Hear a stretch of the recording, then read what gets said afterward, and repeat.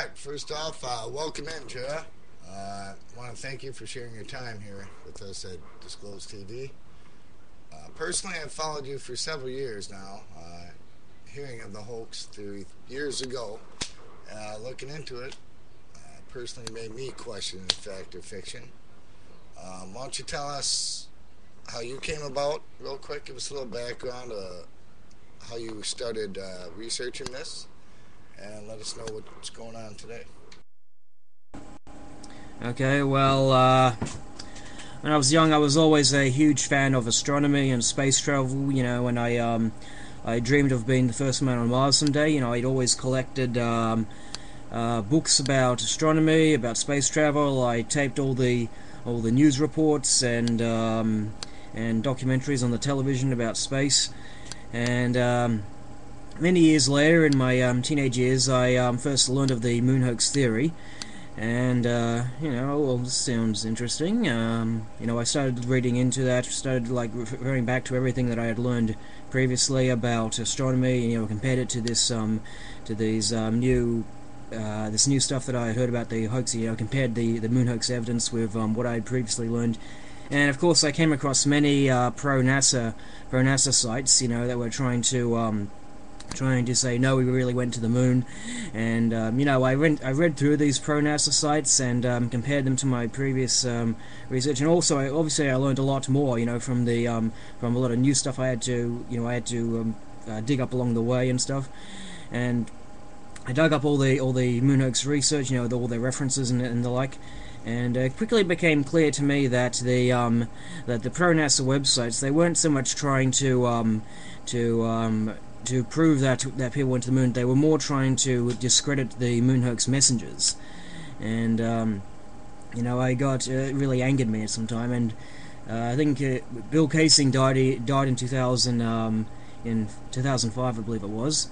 And I started writing. There was this website that came along, the Bill Casing tribute site. So I started writing up this long essay for basically countering everything that the pro-NASA guys said about him and about his research and stuff. You know, I became friends with Ralph Renee. You know, he gave me some interviews, and we became kind of friends. Anyways, I'm writing away at this manuscript. This essay was supposed to be. By the end, it was the size of a phone book, and you know, I had done my film and TV course, and so I started to adapt this long essay to video. That's how the Moonfaker series came about. And it's an excellent series, I might add. I've like to say I've watched every one of them, but 90 plus. I may have gotten through 80. All great stuff, I might add, which compelled me to look into more items. So what we got here tonight is I have 19 questions from members. I have several, so due to time, what I'm going to do is I'll read, you know, one of mine, and then I'll skip through some of mine, and so we have a fair chance to get everybody else's in. So if you're ready, I'll just shoot out question number 1. Yeah, I've been reading the forum. I wrote down some replies to some of these questions. I haven't had written replies to all of them, but we'll see how I go. Okay, so the first one for me is, the question I have is about the battery temperature. During my research, I found they have radiator systems, yet that battery temp and its function at that temperature seems a little out of range, and I truly find it hard to believe a miscalculation of a battery and its function does not lead to more miscalculations and simple survival. Yeah, I'm not really sure about the battery temperature and stuff, but I do know that they get pretty hot, and they would obviously get extremely hot on the moon. You know, and one of the interesting things about that is that when they were supposedly on the moon in it was on Apollo 11, they're sitting in there during their time to sleep, and they can't get to sleep, and he says, well, we can't sleep because it's too cold in here, which seems to be the exact opposite of what you'd expect to be happening on the moon. because the temperatures there in the direct sunlight, the surface temperature, it's about 100 degrees Celsius. I think that's about it's about 200 something in Fahrenheit. I forget what it is right now, but it's extremely hot, and so the cooling that they used for when they were on the moon, supposedly they used this liquid cooled system. Basically, they wore these long johns which had these water tubes running through the thing, and they remember to do this hands-free thing because it gets really hard to try to hold the button down all this time. Anyways, they had these suits in the backpack, right, which had this water that they needed to circulate through the suits. But when you do the calculations, you find they only had a very, very small amount. They would have needed for the full 4 hours that they stayed on the moon. They would have needed something like 20 kilograms of water. And Ralph Renee, he did a whole chapter about that in his book NASA Moon to America, which I encourage you all to get. You can get that from ralphrenee.com. Just got to remember to turn it off when I'm done. This is the first interview. I've done many interviews in the past. Usually it's all done via Skype. This is the first interview I had to do in which I have to do it the old-fashioned Gemini way, holding a button to be able to talk to someone. So let's move forward. We have a question from Iron Man. He wants to ask Jarrah his take about what NASA would have had to do, and or still does, in his opinion, deliberately, regarding a mass conspiracy to keep information, at the very least, hard to interpret. And he'd like to hear his view on why this is. Yeah, I'm not sure I understand your question. I assume you mean how they're able to keep this thing under wraps for so long. Well, the whole main deal about it is that to keep the people at the people at NASA, the technicians at the Houston control room, they don't need to be kept in the loop about what's really going on. Remember, during their training days, they would be fed simulated data over the landlines, and that would be how they would run the simulations. They would make interpretations based on the information they were receiving. They didn't need to know or care where the data came from. That's how you would minimize the number of people in the know. But of course, as for your question is about how they keep the masses dumbed down, they have just really trampled on all the actual data. They've really just back in the 1950s. Van Allen, he was warning people not to go into the Van Allen radiation belts, warning them of the lethal radiation that they would have encountered on their flight to the moon. And now all that data has just been swept under the rug. I've seen some opponents adamantly deny that Van Allen even made these statements. Okay, now they claim, oh well, you only have to, if you just go through after in a short time, you'll be all right. Well, the dose rates they were talking about was some things along the lines of tens to hundreds to thousands of rads per hour. You absorb 500 rads, you'll die. Even tens to hundreds of rads would cause you various radiation symptoms, and they just swept this all under the rug. Really, they just stopped doing real research on radiation. You see various reports on because they've recently sent 2 probes up into the Van Allen belts. Right, recently, people they start publishing all this data about killer electrons, and they get, oh my God, this is a huge surprise to us. Well, it's not really a huge surprise at all when you consider all the early research that was done on how these belts were considered deadly back in the 50s and the 60s. Yeah, true, and that kind of coincides with this Orion test they had done, and actually speak of how it's going to protect humans to get them into deep space, and some of their videos kind of contradicting what they have supposedly already done.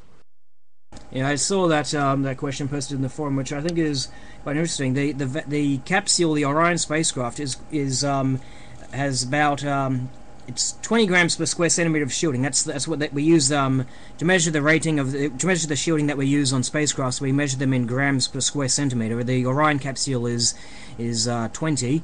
They say that the Apollo was 7 to 8, and the International Space Station, which is in the shuttles, they both have much thicker shielding than the Apollo. They were at about 15.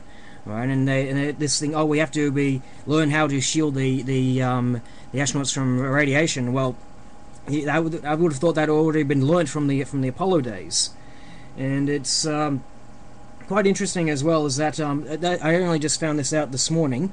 Some fellow posted a link to some videos of the Orion re-entry. If you look at the re-entry videos, you can see the plasma, the hot gases that build up on the outside of the spacecraft when it's re-entering the atmosphere.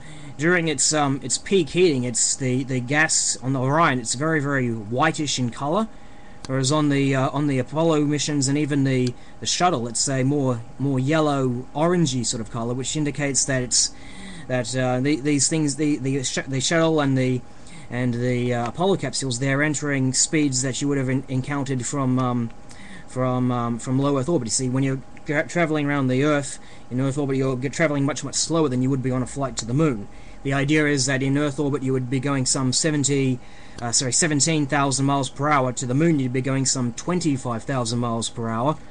And so the Orion capsule, when it re-entered the atmosphere, was going some 20,000 miles per hour, and yet it shows this much brighter glow than the Apollo 11, which further indicates that the Apollo 11 and pretty much all the other Apollo missions, they never went to the Moon. They weren't going at these speeds that you would have had to go at when you're entering the atmosphere.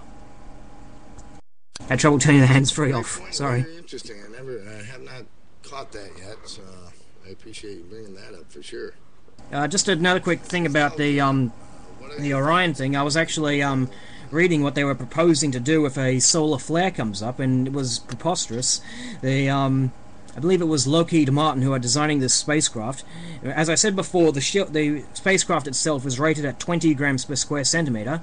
The idea was that if a solar flare comes up, should this happen on a flight to the Moon, the idea was, if there's a flare coming up, we'll just get these blocks of high-density polyethylene, right, when they put that up against the walls to try to shelter themselves from the radiation of the flares. Well, that's not going to work, because you do these blocks of polyethylene they're talking about, they're only about 2.5 centimeters thick, and so when you do the calculations, you find it only adds about another 3 grams per square centimeter of shielding to the ship. So that's not going to shield you from the solar flares. You need something like 2 meters of water to shield you. The minimum requirements is 200 grams per square centimeter, and so if you're using water shielding, that ends up being some 2 meters of water. That has to surround the entire spacecraft too. Because a lot of people think that, we just have to shield to one side of the spacecraft because they would just keep it pointed to the sun. Well, that's not the case, you see, because the sun has this magnetic field which spans out across the entire solar system. And as a result, when the solar flare particles interact with this magnetic shield, they're deflected off in all directions, and so the radiation in solar flares, they actually reach us isotropically, meaning from all directions. Yeah, that's an interesting point, and a lot of people do not know that. So, great food for thought for those that don't, and look into it. It's amazing. One of the questions we have here is, what are your thoughts on the UFO phenomenon? That's from Spock. I don't dig into UFO conspiracy theories. I haven't seen any evidence to suggest that there was any alien abductions or alien visits or anything like that, and this actually would be nice to segue into one of the later questions. Someone asked me about my thoughts on what some of the astronauts have been saying about UFOs and the like. Edgar Mitchell, I personally I think he's spreading nonsense about alien invasions in an attempt to divert people's attention away from the real conspiracy, that being that his and all the other Apollo missions were hoaxes. As for Buzz Aldrin, I don't believe he's made any UFO claims of his own, at least not to my knowledge. But the monolith on Phobos he's referring to, it was this odd rock formation that has been observed by unmanned spacecraft. It's more than likely a piece of ejected material. For whatever reason, somebody mentioned Gordon Cooper. I don't know why. He wasn't on the Apollo missions. I'm not familiar with his UFO claims. And one thing that should be considered when discussing UFOs is that UFO does not necessarily mean aliens. What is the term? Unidentified flying object. It can refer to any aircraft that hasn't been identified yet. If some military fighter flies past your airliner and you're not sure what it is, then it's an unidentified aircraft.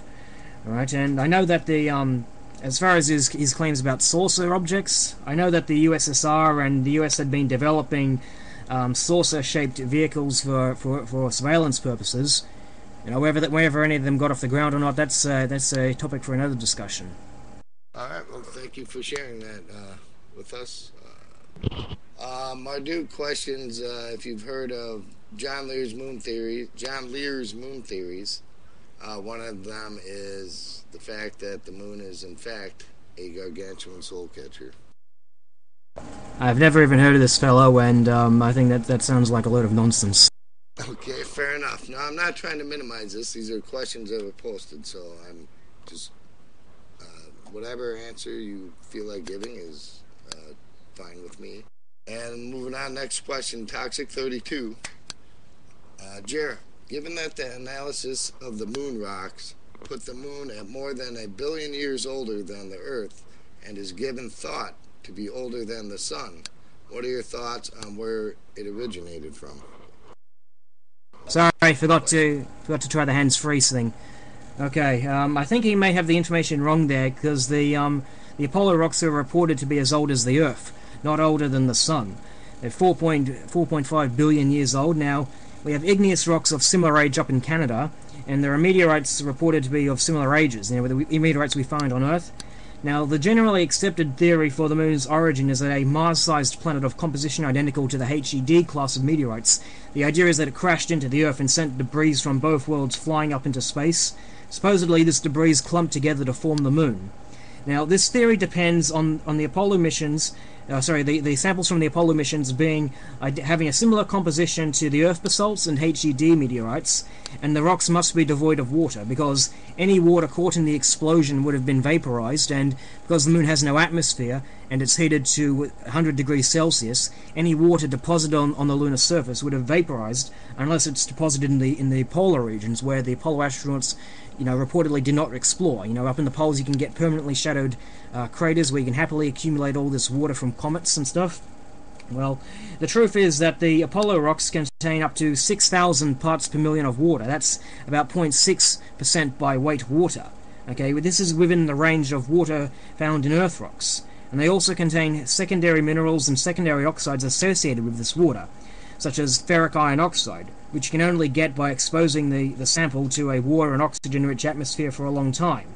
Now, more importantly, the Chinese, when they landed their Chang'e 3 spacecraft on the moon and let it the U2 rover explore and basically take some soil analysis, their data that they published on the Chinese Academy of Sciences website. I took the liberty of examining that data. I extracted the chemical compositions from the X-ray spectral data, and plotted it against the composition for the Apollo samples, and they're completely unlike. Not only completely unlike the Apollo rocks, they're absolutely unlike anything that we have, any rocks that we know.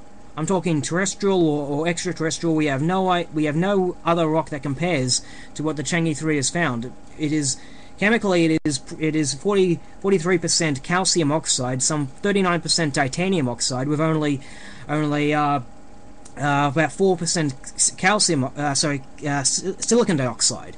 By comparison, the Apollo samples are 40 something silicon dioxide. The titanium varies from like 1 to 10%, and the calcium is usually about 10%. Okay, so I've got a whole video about that. You do a search on Moonfaker Chinese road trip. You see that you can see that soil analysis there. The rocks are absolutely unlike anything from the Apollo missions, and this can also be correlated with the Smart 1 impact, when the European Space Agency crashed their Smart 1 probe into the lunar surface and kicked up all this debris for the scientists to analyze with the ground-based equipment. It was reported on the ABC that by punching this 10-meter hole in the moon's surface, the probe has uncovered minerals different to the rocks gathered on the surface during moonwalks. Now, it's also important to note that that NASA claims they have data from Lunar Prospector and the Clementine that indicates that the moon's global geology is identical to the Apollo samples, and yet we have data from Chang'e 3 and reports about the Smart 1 impact that indicate otherwise. Okay, and so another thing too with the Soviet samples, the Soviets, they had 3 sample return missions. These was the Lunar 16, Lunar 20, and Lunar 24. Right, Lunar 16 and Lunar 20, they contained no water. Right, they contained no water. Right, and no rust either. Okay, the Lunar 24 had 1,000 parts per million of water, but only by drilling about nearly 2 meters under the surface to find it.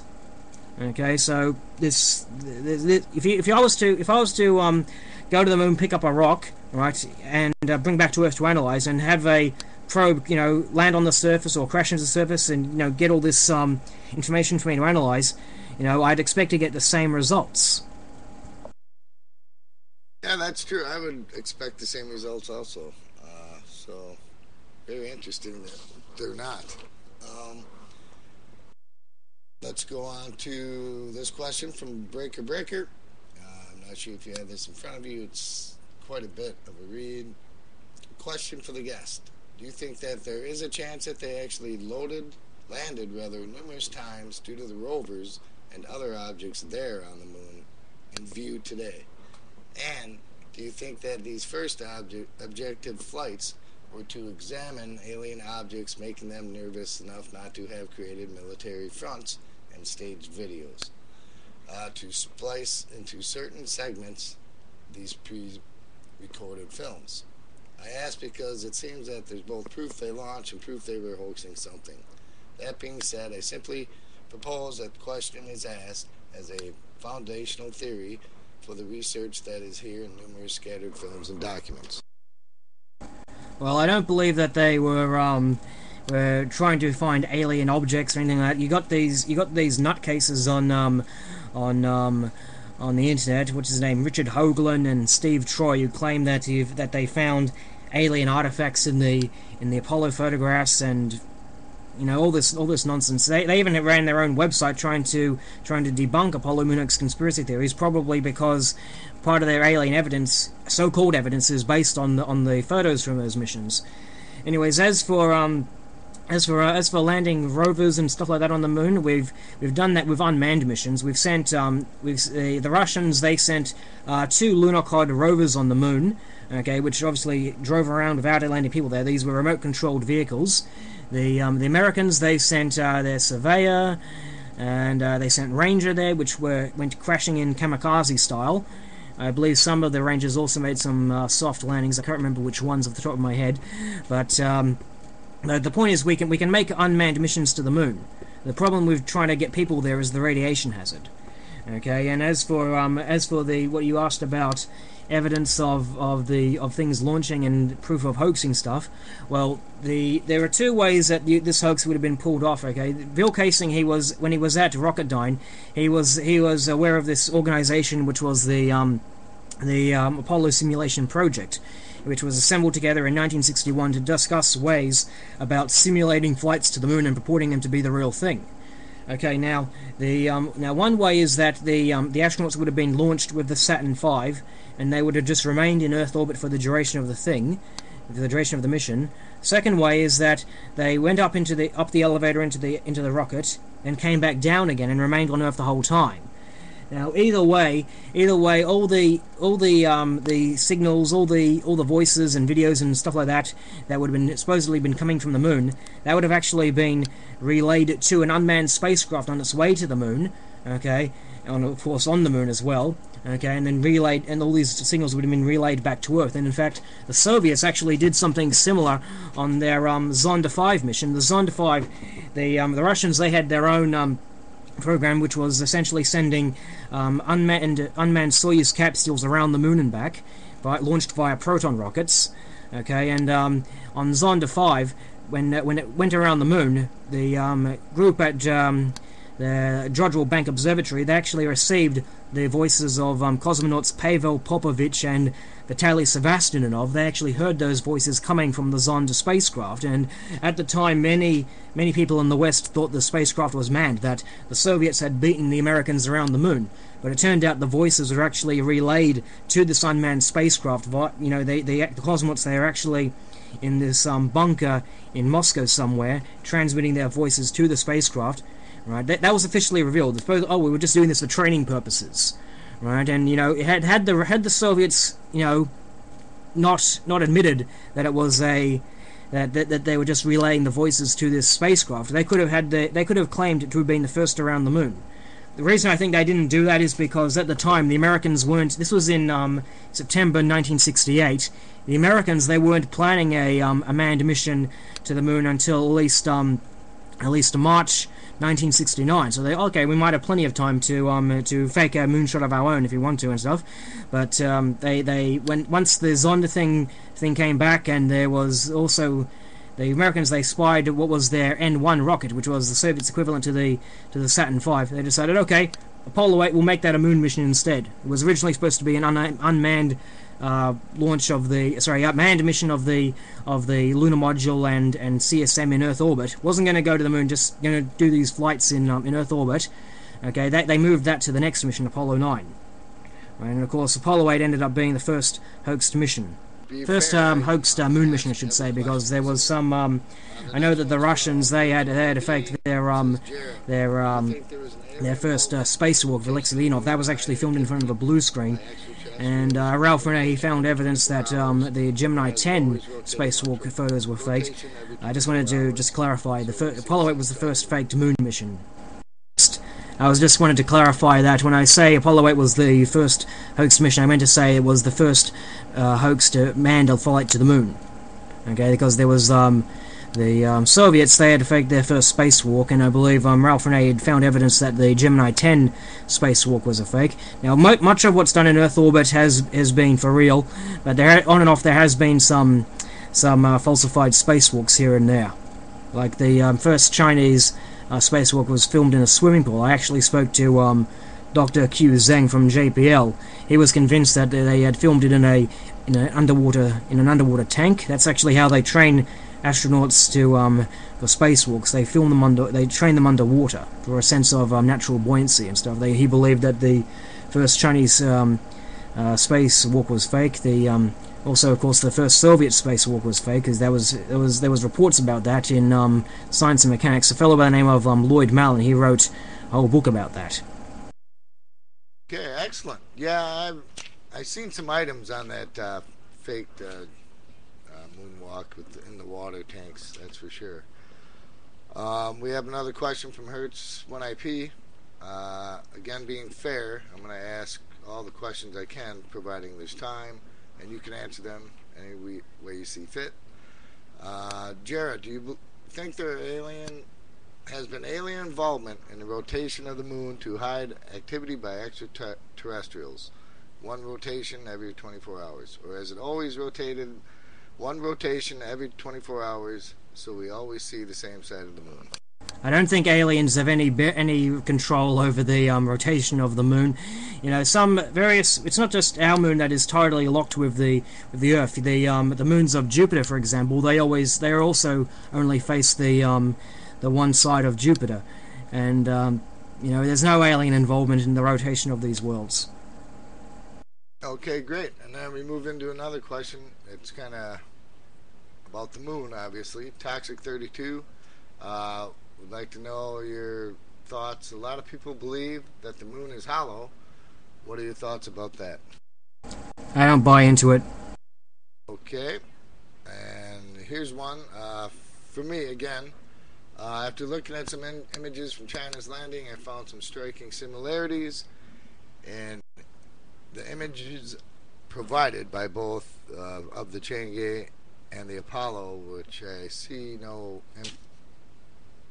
deep cavities under the rockets, and I was wondering your thoughts on that. Yes, I actually have a video on this in the works. I actually finished writing up the script just a few weeks ago. Now, some have cited the Chang'e 3 photos as evidence that the Apollo LEM should not have left a blast crater. Well, this is a fallacy of equivalence. The LEM descent stage at touchdown allegedly had 3,000 pounds of thrust and an exit pressure of 1.3 psi.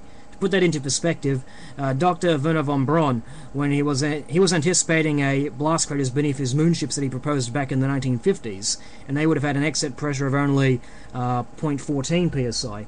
You know, but also the common leaf blower has an exit pressure of 0.5 psi, and it blows rocks and pebbles all over the place.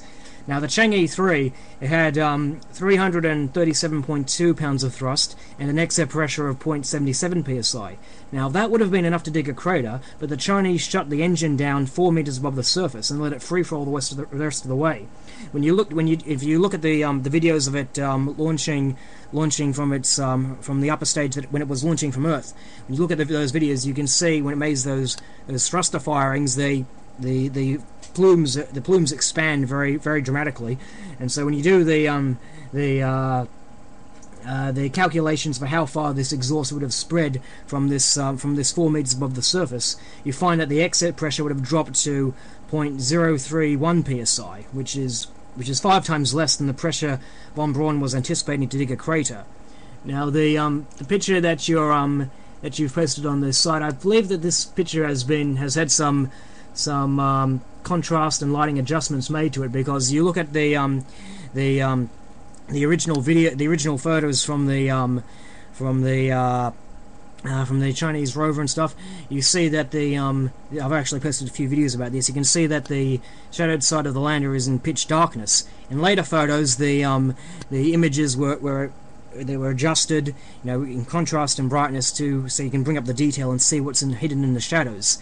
In this one, it seemed to have come out a bit better. In some cases, it didn't, because you could tell it had been altered because the sky was very pale. I've posted a few videos about that. In fact, if you do a search on, I made a whole response to this group, NVIDIA. They had recently done this computer simulation trying to prove that the videos of Aldrin descending the ladder were illuminated purely by the light reflecting off the surface, and also Neil Armstrong's spacesuit. Well, it turns out that they had upped their albedo to 30%, and that's actually proven when you compare the red, green, blue values of their simulation taken in the color only mode, in which they just show the colors without any lighting. You measure the red, green, blue values of the colors they used, and you find that they had upped the albedo to around 30%. The moon's albedo is only 7%, which is about the albedo as asphalt. The black stuff that they make the road out of. That's very, very dark. Doesn't reflect it much at all. Excellent answer. Thank you for that. And we'll move into our Coblin's question. In the absence of gravity, how can two objects of different weight and velocity dock without creating a massive impression to land into? That is based off the landing footage showing thrusters applied prior to landing, as we just talked about. Landing gear is without the appearance of any particles of lunar ground or environment on the top of the landing gear and or anything else that would have gotten touched by dust cloud created by the landing rocket burst upon landing.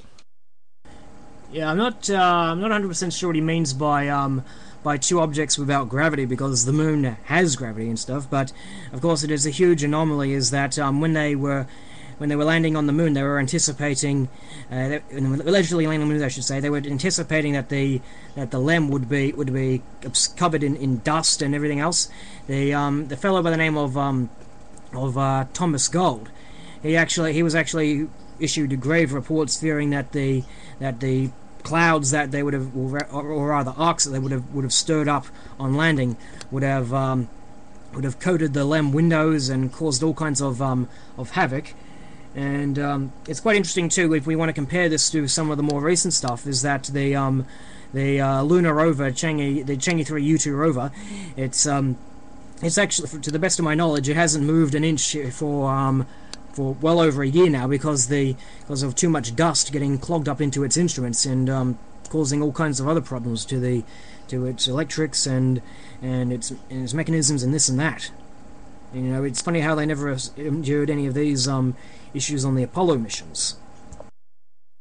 Yeah, that's interesting because I brought up a point of not only that, the atmosphere found now, and NASA even admitting that they wouldn't know how it would affect communications. But now the fact that the solar or the wind blowing over the craters, actually have electricity and get charged. So, and some of their landing spots seem pretty questionable, if that was the case. Yeah, I noticed somebody asked a question along those lines later on in the thread. The question is that what happens? You see, when the moon enters the magnetosphere, the Earth has this magnetosphere, right, and that it gets blown backwards by the sun's solar wind. That portion blown backwards is called the magnetotail. During the full moon, the moon actually passes through this thing and it gets electronically charged. Right, and so basically what happens is all this dust starts to levitate. Now there's the question about whether this would cover up. The guy asked, what was the question? He asked, how can the rover tracks still be visible because of all this dust rising and falling? Well, to be honest, I had wondered that too, but I don't think that is a very good example of evidence, because I read their reports. These were first observed by the unmanned surveyor missions, and the reports back, they were reporting you can only get about 50 particles per square centimeter rising, and these are about 10 microns wide. Okay, when you do the calculation, suppose we have a 100 square meter wide area, you only get about 500,000 particles, elevated. Okay, and these things are about 10 microns in size. If you were to line them all up, you only get about 5 meters, a 5-meter string of these particles, really. So I don't think that's really enough to cover the rover tracks and the footprints and so forth. But when you're landing on the moon, the thing would have disturbed an enormous stretch of soil. You would have seen this. In fact, if you look at the photos from the LRO, which show the before and after the Chang'e 3 landing, you can see, okay, there's nothing there. It's nice and undisturbed. We can't actually, in the tradition of the LRO, we can't see any objects. It's just white pixels, really. They just, that's despite the probes like GeoEye-1 being able to photograph cars and people walking the streets, perfectly distinct. Conveniently, Americans have all screwed up their pictures and shit. They won't release high quality pictures. Anyways, the point is, if you look at the before and after photos of the Chang'e 3 landing, you can see that there's an enormous white halo surrounding the Chang'e 3 landing site. It's showing where the Chang'e 3 have landed. And remember too, this thing shut its engine off before landing. Apollo, allegedly, when they touched the surface, okay, contact lights, about 4 seconds go by, okay, engine stopped, which means the engine was still running when they allegedly hit the ground. And we see no disturbance whatsoever. In fact, this if you look at some of the photos from Chang'e 3, you can see this halo in the ground shots. There's no halo in the Apollo ground shots, and all the examples of a halo attributed to the Apollo missions that I've seen have all turned out to be erroneous. They've always turned out to be the sunlit sides of impact craters or uneven terrain. There's no halo caused by the engine plume disturbing the soil. Great insight there. I have not noticed that, and I certainly will be looking into that, and I appreciate that. This next question is a rather long read, so bear with me on it. This is from Neely Minion. A scientific evaluation of the design flaws of the F1 engine by Gennady Ivchenkin, PhD, revealed that the true design of the F1 and its characteristics apparently were significantly different from those stated and could only lift off the pad 2,000 tons instead of the 2,800 tons required. Stanislav Prokrovsky, PhD, carried out rocket speed estimates and concluded that the Apollo 11 missions could not have been flown to the moon. A further study concluded that no more than 28 tons, including the Apollo 11 craft, could have been placed into lunar orbit. This was significantly less than the 46-ton capacity stated by NASA. science writer Bill Casing and space rocket propulsion engineer William Wood both independently asserted that the Saturn V could not have operated as claimed and could not have delivered NASA's stated lift capacity.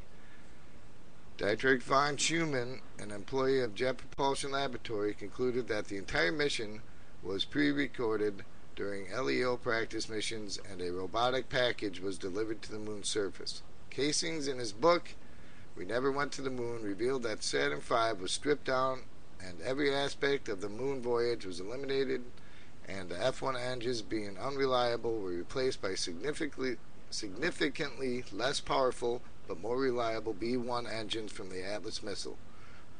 Once the decision was made to simulate the mission. Welcome to DTV chat. Goes on, says, my question, there's evidence to suggest that the Saturn V rocket was significantly underpowered and may have led to the need to simulate the Apollo 11 missions from the get-go. Have you any more to add to this? As if true, then the rest of the missions become... the main reason why the thing was destined to fail, one of the main reasons why it was destined to fail, is because the engines that they would have needed to lift the Saturn V with all the propellant and all the equipment and everything else, the engines they were relying on, the F1s, they were extremely unreliable. They had this what's known as combustion instability, in which these vibrations that are going on inside the rocket, they become so powerful that it actually rips the rocket apart and destroys it. They'd been developing the Saturn V's F1 engine since 1955 or 56. I can't remember off the top of my head. It was in the mid 50s somewhere. Okay, and they well into the early 1960s, right? They were still having these combustion instability problems. They came up with this one project called Operation First or Project First, I get what it's called. Anyways, the point is they came up with this project to try and rectify the combustion instability problems, and at the end of the day, there was never really any guarantee that the engines were solved. The engine problems were solved. Von Braun, he had to build these F1 engines on the hope that they would work. Okay, and keep in mind that we're talking about this enormous rocket. Okay, with all this fuel in there. The main fear about launching a rocket this huge is that what would happen if it was to blow up on the pad, or if it was to blow up in mid-flight, because you got enough fuel in there to destroy a large part of Miami. Okay, and so in fact the Soviets they actually had a similar problem. They were the guy who was controlling the Soviet Union, they didn't really have any space agency. It was all various different design bureaus. The man who was in charge of the engines, a fellow by the name of Valentin Glushko, he adamantly refused to even touch large liquid engines because of fears of combustion instability. He didn't even want to touch hydrogen, because they had troubles, trying to keep the hydrogen contained, because it requires strong tanks to contain it. And when he refused to work on such a large engine, they had to go with many tiny smaller engines. These were the I forget what they're called now, the NK-11 I think it was. These things were much smaller. They had to have 30 of these engines on the first stage alone, and of course trying to control them all together was proved problematic. On the second test of the N1, the thing destroyed the entire launch site. Now you imagine that happening with a Saturn V, destroying a large part of Cape Kennedy.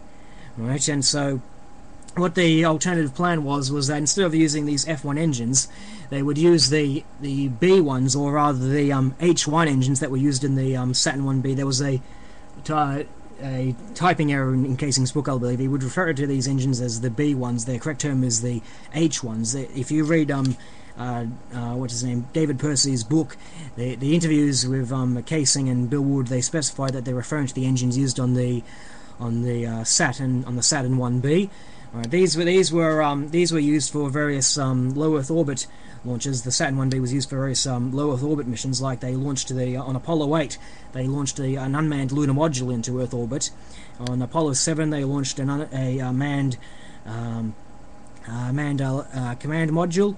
And so they used these same engines they used on the Saturn 1B for the Saturn V. And of course, this wouldn't have enough power to lift the everything on its moonbound trip. So, you know, get rid of all the stuff that you don't need and just launch it into Earth orbit, or launch it into the South Atlantic, depending on North Atlantic, sorry, depending on whether you're trying to keep the astronauts in Earth orbit or keep them on the ground.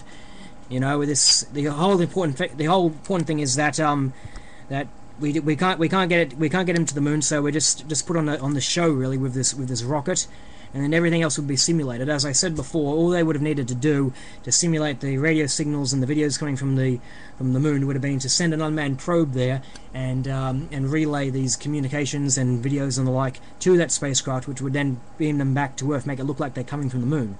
That's what the Russians did on Zonda 5, and there's nothing stopping the Americans from doing the same thing.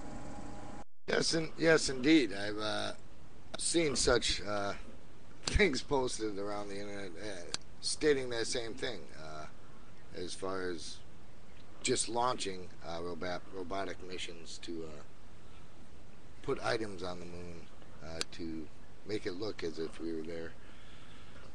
Mushroom asks, given that the lunar orbital rendezvous require a precise match of orbital velocities and position vectors of the two spacecrafts with no additional fuel for corrected maneuvers, what method of synchronization was used to ensure that the ascent stage of the lunar module lifted off at the correct time and in the right direction? Yeah, I'm sorry, this question is beyond my expertise. I'm sorry, I'll have to skip this one. If man has never walked on the moon, should the results of the LEAM be disregarded as fiction? The results, I assume you're talking about the various dust things about levitating dust and the like. Well, as I said before, the dust elevation was first noticed by the Surveyor mission. By the Surveyor missions, remember the Americans, they landed these unmanned missions to the moon prior to the Apollo, and of course the Soviets, they had observed the same thing, this dust elevation. So yeah. So I think the whole talk about elevating dust has some level of truth to it. Okay, thank you. Moving on to another question from Hertz1IP. Jarrah, it appears likely that Stanley Kubrick filmed a moon landing cover story in case the Apollo 11 mission fails. Do you think that was the case? Also, the film that was supposedly used to film the mission, do you think it would have really worked under these conditions? Well, it's generally believed that Stanley Kubrick would have been the best person to pull off this hoax. He was regarded as the best filmmaker at the time, and of course he made 2001: A Space Odyssey. Wouldn't say the special effects, like the moonwalk scenes, are 100% accurate, but all he would have needed to, like, if you look at the moonwalk videos, they're not really moving around in lunar gravity. They seem to be walking as though they are on Earth. But all you really have to do to simulate the lunar gravity is suspend the astronauts on the wires, right, and film them running around on the place, and then play that back in slow motion. That's all that would have really needed to be done to pull off the fake moonwalk scenes. Yeah, it doesn't seem hard. I was thinking the other day, is it harder to get to the moon or fake it? And I think the first would be harder. And obviously I don't agree with what I read. Given the radiation problems, it would be harder to get to. It would be so much easier to fake it. Now, SpaceX, they might be able to get to the moon for real because they're proposed building what's called the Falcon 20, the Falcon 20 Heavy, which is basically this enormous rocket about the size of the Saturn. It runs on liquid oxygen and liquid methane. Okay, and this thing, it could lift up to 150 to 200 metric tons. They've also got what some are calling the Falcon 20 Heavy, which has 2 additional first stages of side boosters. You do the calculations, you find that would be capable of lifting the Dragon spacecraft, the shelter module, and perhaps the living quarters as well, where you could stay in for for more comfortable living. Okay, the Falcon 20 could lift that into Earth orbit. The Falcon 20 Heavy could lift both that and all the fuel for the mission and send it there in one go. Okay, obviously you would transfer to the shelter module during transit of the radiation belts, and obviously during solar flares and the like. Great.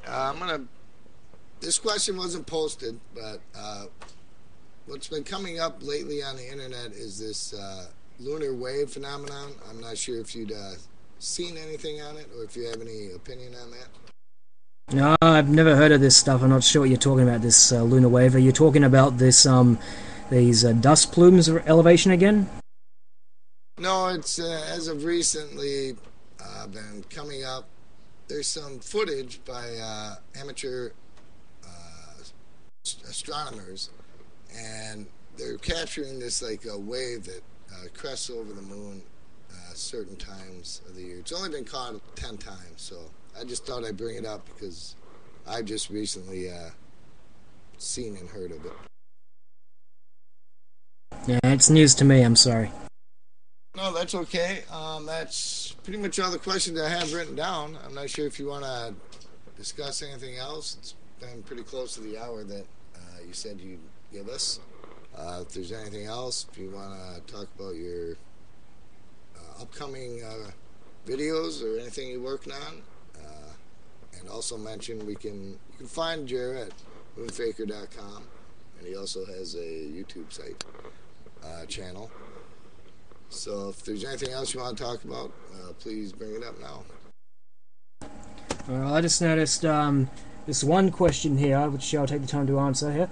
This one person asks, how did the retroreflector get to the moon? Would a robotic-sized mission not suffer the same or more problems than a manned mission, disregarding the radiation problem? Well, I don't think an unmanned landing with retroreflector would be an issue. Okay, the Soviets, they did that twice. Okay, and you know, that's in fact the reflectors they allegedly landed with the Apollo missions were originally intended to be carried by the Surveyor, which were unmanned probes. Right, so so landing a unmanned reflector on the moon shouldn't be an issue. I see somebody else says here. I'm looking at the comments now. Somebody says, "Ask the Russian tortoises they went." Yeah, what that is about is that the Soviet Zond 5 that I mentioned earlier, it carried a couple of turtles around the moon. It also carried insects and some plants. A lot of people have cited this as evidence for the astronauts' alleged ability to survive the radiation. Well, it's an apples and oranges comparison, because turtles and insects and the like, they were extremophiles, meaning they can survive conditions that are hostile to man, in this case radiation. For turtles, they take thousands and thousands of rads to die. In fact, it's believed that I have a link to that on my frequently asked questions page. It's believed that they can use the turtle blood to cure radiation sickness in humans, because of something in the blood that keeps them surviving this high radiation. They believe they can extract it from the blood and use it to cure radiation sickness in humans. Okay, because these things are just so resistant to radiation. So people citing the Zonda 5 turtles as evidence for Apollo, it's apples and oranges. Yeah, great. Please read through the text box if there's any questions in there you'd like to answer. Feel free. There's one question in the thread that somebody asked. He writes, it has been suggested that you can view the landing sites from the VLT in Chile with your own eyes to prove the landings were real. Given your resources, have you ever visited the VLT, that's the Very Large Telescope, and to either prove or disprove this? I actually have a video about that. Do a search on Fly Jarrah to the Moon update 22, and you'll find a whole section about that. The video, I had contacted the European Southern Observatory in 2011 to ask how I could go about renting time on the telescope. I was told that they hadn't looked at the moon because it was not considered a good use of time, and that's despite Richard West in 2002 saying that they would plan to use the VLT to try and observe the artifacts. Okay, and they directed me to the Pic du Midi Observatory archives. I didn't even bother with those because the resolution is far inferior to the VLT and wouldn't have been able to see the artifacts. Now, despite the VLT being capable of milli-arc-second resolution, they now claim that they can't use it to look at the artifacts. That's what's claimed on their frequently asked questions page, but they don't give any explanation as to why it can't be used. Yeah, I've seen that.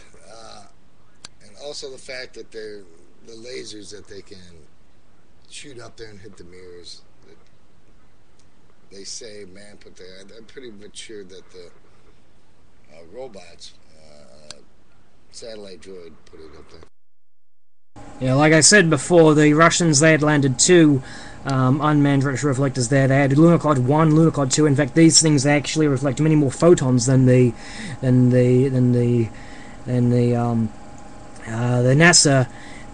NASA retroreflectors. And in fact, even before Apollo 11, the guys at MIT and the Crimean Astrophysical Observatory, they were also able to bounce lasers off the moon's bare surface. They were able to bounce it off the moon's bare surface and get a signal back. Yes. If there's any question, if you want to answer more, that's in the chat box. Feel free. If not, that's all I have, unless you have, as I said, you page through and find any I missed. Other than that, if you have anything to add, go ahead. Then again, I didn't see which question you asked. If it's about the lunar wave, he has not heard of it at this point and knows nothing or little about it. So, as I.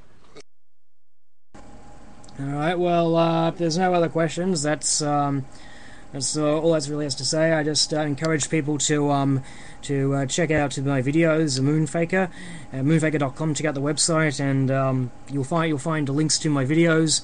I also recommend checking out the Gem trilogy, which proves that the Apollo 10 telecasts are all pre-filmed and edited together.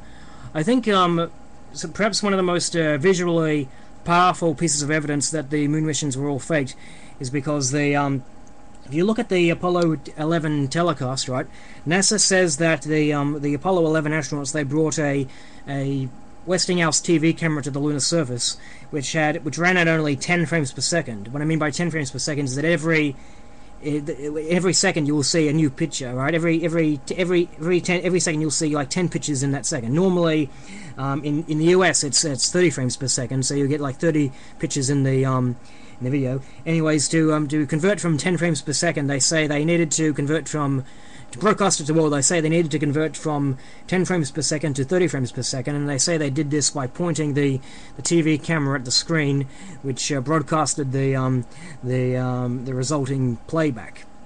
Okay, so it's important to know, because it's 10 frames per second, right, if it was 10 frames per second, the image would remain the same for 3 frames, because this camera pointed at the screen is doing is recording that same frame 3 times.